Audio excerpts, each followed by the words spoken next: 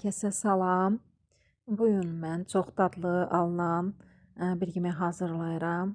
Bu yemək həqiqətən də çox möhtəşəmdir, çox dadlıdır. Yeməyin adı tiftildir.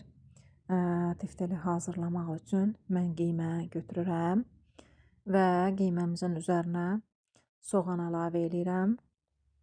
Bura duz, quru sarımsaq, istiot tökürəm və bura qabaqcadan bişirdiyim düyü, hardasa stəkandan 2 barmaq az olan düyü bişirib hazırlamışam qabaqcadan və bura əlavə elədim. 2 yumurtadan istifadə edirəm. Bunu da bura qatıb yaxşı-yaxşı qarışdırıram və bu şəkildə döyürəm ki, tiftellərimiz dağılmasın bişəndə. Və istədiyiniz forma verib bu formada mən elədim. Bunu yumru formada da eləmək olar. Necə sizə xoşdur, o formada düzəldib qaba yerləşdiririk və bunun üzərinə tökmək üçün soğan qovururam və soğanın üzərinə kök əlavə edirəm.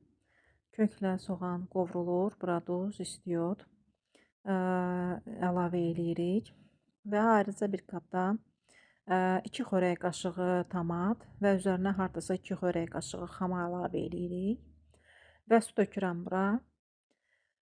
Suyu tökəndən sonra bunu yaxşı-yaxşı qarışdırırıq və bu qarışıqdan azacıq götürüb bura 1 xörək qaşığı un əlavə edirəm ki, bu burada yaxşı açılsın və düyünlər qalmasın və həmin qarışığı yenə də təzədən həmin qarışığımızın üzərinə əlavə edirik.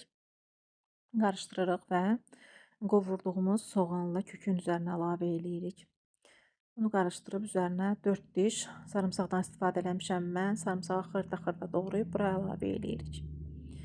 Və həmin hazırladığımız kotletləri mən tiftelləri sobada biraz bişirdim. Sonra üzərinə bu hazırladığımızı əlavə eləyib yenə də sobaya yerləşdiririk və sobada bişiririk bunu.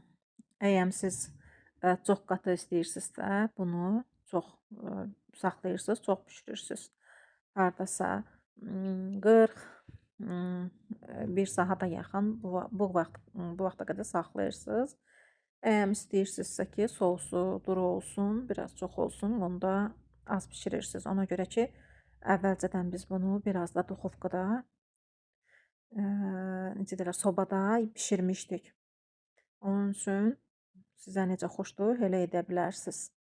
Ya tez götürürsünüz, ya biraz qatı olmasını istəyirsinizsə, biraz sobada çox saxlayırsınız. Hamıya nuş olsun.